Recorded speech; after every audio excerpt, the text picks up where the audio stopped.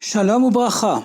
Ce mardi, on sera le 29 Tammuz, le Chavtet Tammuz, le jour anniversaire de la Hilula de Rashi, nom qui est constitué des initiales Rashi Tevot de Rabbi Shlomo Yitzhaki, dont la contribution à la compréhension et l'approfondissement de la Torah Shebirtav, la loi écrite, le Tenach, la Torah, les prophètes et les écrits, et la Torah Sheba'al Peh, la loi orale, le Talmud, est infini. Ce mercredi, on sera le Rosh Chodesh Menachem Av, qui est aussi la Hilula d'Aaron HaKohen.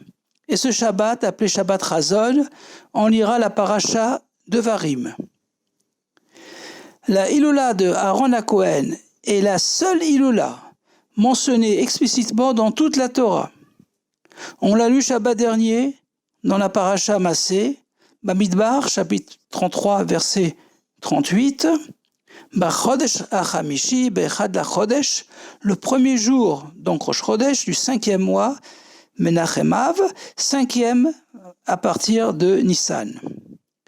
Le Rabbi explique que si sa Hilula est la seule mentionnée dans la Torah, c'est parce qu'Hachem a voulu mettre l'accent sur son avoda, sa façon de servir Hachem tout à fait exceptionnelle, tel que rapporté dans les Perkei Avot, Maxime des Pères, dans le chapitre 1, vers Mishnah 12. Heve mitalmidav shel Aaron, ohev shalom, verodev shalom, ohev et abriot, umekarvan la Torah. Soit des disciples d'Aaron aiment la paix et poursuit la paix, aiment les créatures, même celles qui n'ont pour seule qualité que celle d'être créées par Hachem, et rapproche-les de la Torah, et pas le contraire. Cet avat chinam, cet amour inconditionnel et non intéressé d'Aaron HaKohen, qui se dévoile dans toute sa force le jour de sa Hilula, Rosh Chodesh Menachem Av, devrait nous inspirer et nous aider à éliminer la sinatrinam, la haine gratuite, qui a causé la destruction du deuxième temple, et nous permet de transformer les 3 semaines de deuil entre le 17 Tammuz et Tisha B'Av en jour de Sasson Vesimcha Veyamim Tovim, en jour d'allégresse, de joie et de jour de fête. Ce Shabbat, on commence à lire le 5e et dernier Sefer de la Torah, le Sefer de Varim, et ceci a toujours lieu avant Tisha B'Av. La paracha de Varim a 105 versets et son siman est Malkiya. C'est au fils de Malkiya que le prophète Jérémie, annonça que le roi Yecheskiaou devait capituler et se rendre à Nebuchadnezzar, à Nabucodonosor. D'autre part, dans les Divrei Yamim Aleph, David Ameler choisit Asaph, descendant de Malkiya, comme chantre dans le Mishkan. Donc le nom Malkiya évoque à la fois un message de destruction et celui de chant et de réjouissance. Dans le même ordre d'idée, le Talmud nous rapporte que lors de la destruction du Beit Hamikdash, les Kruvim, les chérubins, situés au-dessus de l'Aaron HaKodesh, de l'Arche de l'Alliance, au lieu de se tourner le dos, comme c'était le cas lorsqu'Hachem était mécontent de la conduite des Bnei Israël, paradoxalement, ces Kruvim étaient tournés face à face, avec leurs ailes déployées, les uns vers les autres, traduisant un état de grand amour de Hachem pour son peuple.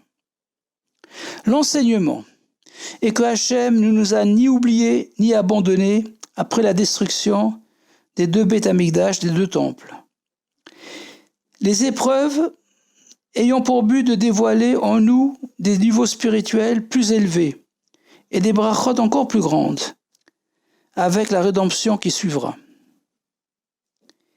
Il n'y a pas de deuil, d'avelout le Shabbat, et en particulier ce Shabbat qui précède Tisha B'Av. Car le Shabbat est Me'ein Olam Haba.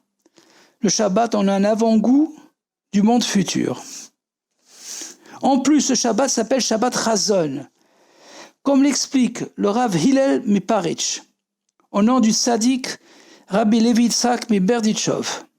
Chazon vient du mot machazé, une vision, car ce Shabbat, on fait voir à chacun le futur temple de loin. Marine l'école Echad ve'Echad Amigdash de l'Atid Merachok. Et il illustre avec l'exemple d'un père qui a fait coudre un vêtement précieux pour son jeune fils, mais ce dernier l'a déchiré. Le père lui a préparé un deuxième beau vêtement, mais l'enfant l'a encore déchiré. Le père lui prépare un troisième vêtement, plus beau que les deux précédents, mais au lieu de le lui remettre, il permet à son fils de le contempler de temps en temps, en lui disant que lorsqu'il grandira et se conduira comme il se doit, il pourra le revêtir.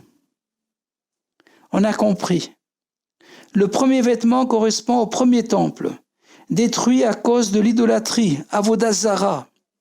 Le deuxième vêtement correspond au deuxième temple, détruit à cause de la haine gratuite, Sinatrinam, entre les Juifs, et ceci, bien qu'ils étaient pratiquants, datim. Le troisième vêtement est le troisième temple. Hachem attend qu'on s'améliore pour nous le confier, et en attendant, on peut l'apercevoir Shabbat Razon. D'autre part, la paracha de Varim a 105 versets, et 105 s'écrit Kouf He. Kouf, qui a pour valeur numérique 100, représente la perfection spirituelle. 100%, Me'achuz, la sainteté, la Gdusha. Le He, qui a pour valeur numérique 5, représente les 5 niveaux de la Neshama, de l'âme. Nefesh, l'action, Maaseh. Ruach, les sentiments, Midot. Neshama, l'intellect, Gimel Mochin. Chaya, le don de soi, le Mesurut Nefesh. Yechida, l'étincelle, la Netissa de Mashiach en nous. C'est cette perfection dans les 5 niveaux de la Neshama qui permettra que ce Shabbat Razon soit le Shabbat où l'on pourra voir concrètement et pas uniquement en vision le troisième temple sur le Harabaït, sur le mont du temple avec le dévoilement du Rabbi Melech HaMashiach Miad Mamash. Alors on verra avec nos yeux et de façon dévoilée Malkiya, mot composé de 2 mots, Melech et Yudke, que Yudke est Melech, que Hachem est le roi de l'univers. Yechi Adoneinu Morinu V'Rabbeinu Melech HaMashiach L'Envoed. Un bon Shabbat Razon, Shabbat Shalom, à Goude Shabbos, et à bientôt dans le 3e Beit HaMikdash.